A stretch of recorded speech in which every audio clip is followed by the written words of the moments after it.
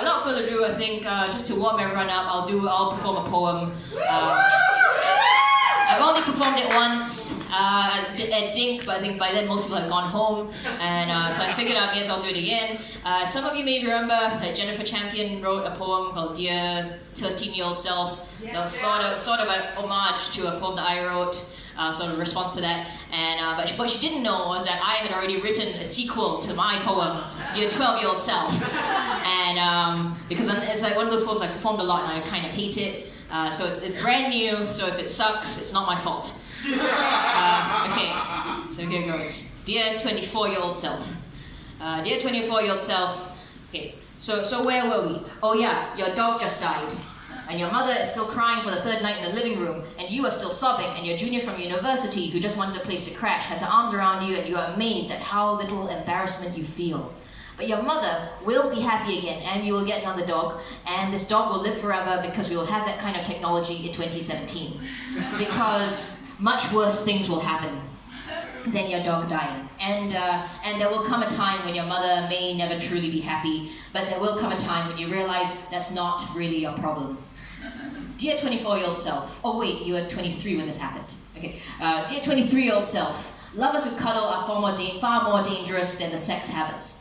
Dear 23-year-old self, look, I know you're really into anti-capitalism and living for free and all that, but you know what will make you really legit in the eyes of your judgmental, class-conscious friends? Getting a fucking job during university, you spoiled asshole. But where were we? Oh yes, please use condoms.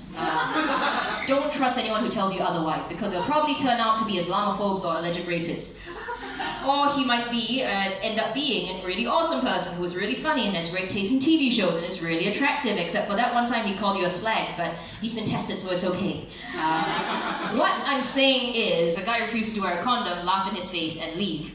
If a girl tells you she was an hour late for your second date because her watch broke in a meeting, leave. If a guy says boring 5 seconds into a YouTube video that you're showing him, yell at him and leave.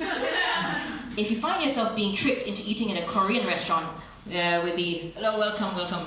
If you find yourself being tricked into eating at a Korean restaurant in London with the entire Singapore Society of University, leave. When the WhatsApp group gets saturated with more levels of passive aggression than you can count, leave. If a guy says that his fiancée is totally okay with you guys hooking up, leave. If a guy tries to trick you into a threesome by literally pushing his other partner onto you while you three share a mattress, set his dreadlocks on fire.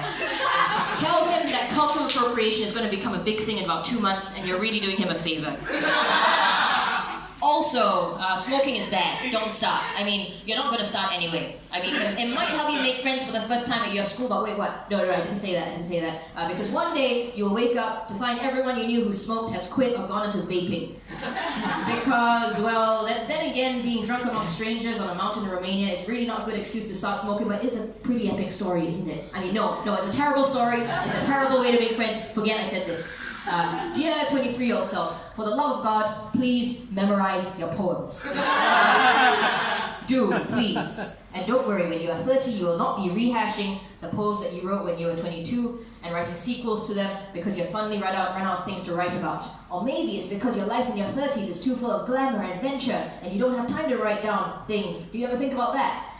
Dear 23-year-old self, this poem is not for you because I'm supposed to say something that will make the world make sense to all the people who are going to listen to it. Because you already know half of these things and you're not going to listen anyway. Because I wouldn't want you to listen because this is less an impossible list of advice to a person who doesn't exist anymore than it is a to-do list for my 30-year-old self of things I'm still putting off that I think I can blame my younger self for not doing so I can keep not doing them. Dear 23-year-old self, you will still fall over and skin your knee long after you turn 25. But at some point, your knee will start taking longer and longer to heal. Injuries will embed themselves deeper and deeper inside of you. So keep doing whatever it is you're doing. Embarrass yourself. Wear shitty clothes that Facebook will remind you about every year. Order cheap alcohol while you still live in a country where such things are possible. Hate yourself for the stupid things you're about to do. Invest in Bitcoin. Invest in jetpacks. Invest in Nokia. Destroy your smartphone. And when a friend tells you you should really try this new app called WhatsApp in order to make friends, laugh in his face and leave.